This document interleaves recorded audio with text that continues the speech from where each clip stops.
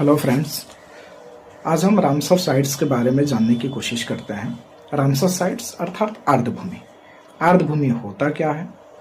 एक वैसा क्षेत्र जहाँ पे पानी की उपस्थिति हो, यानी जल से आच्छादित क्षेत्र हो, अर्थात इसे हम कह सकते हैं एक दलदली क्षेत्र।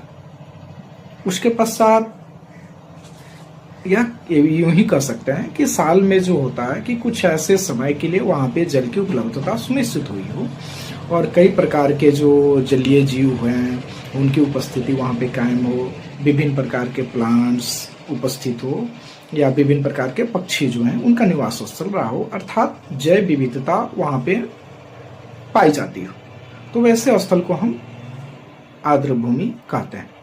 इसको लेकर वैश्विक स्तर पे 1971 में रामसर जो ईरान में पड़ता है वहाँ पे एक समझौता हुआ था ताकि हम विश्व के जितने भी आर्द्रभूमि हैं उनका संरक्षण करें, ताकि हमारा जो पर्यावरण संतुलन हो इसको हम बेहतर बनाकर रख सकें। इस समझौता का 1975 में प्रभावीकरण हुआ।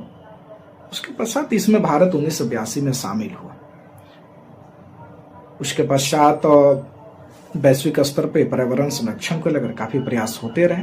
इसी क्रम में भारत में भी वर्तमान में 96 यानी 96 रामसर साइट्स की संख्या हो चुकी है, जो एशिया में प्रथम स्थान पे है और वैश्विक स्तर पे देखा जाए तो तीसरे स्थान पे है।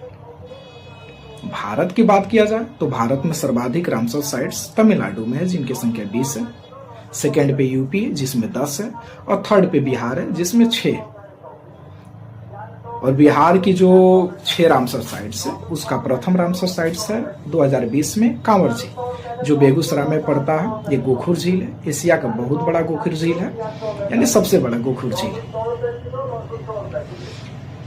और दूसरा जो है 2024 में नागी पक्षी अभ्यारण्य, फिर नकटी पक्षी अभ्यारण्य, इसे शामिल किया कि 2024 में इन दोनों को शामिल किया गया।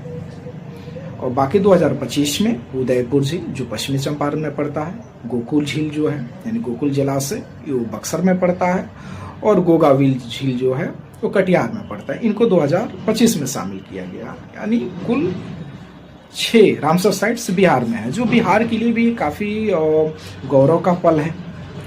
ये दिखाता है कि बिहार भी पर्यावरण संरक्षण को लेकर कितना ड्यूटियस है, कितना सक्रिय है। तो हम सबों को सरकार के साथ साथ एक आम जनता का भी ये प्रयास होना चाहिए कि वह पर्यावरण संरक्षण के लेकर प्रयास करे, क्योंकि पर्यावरण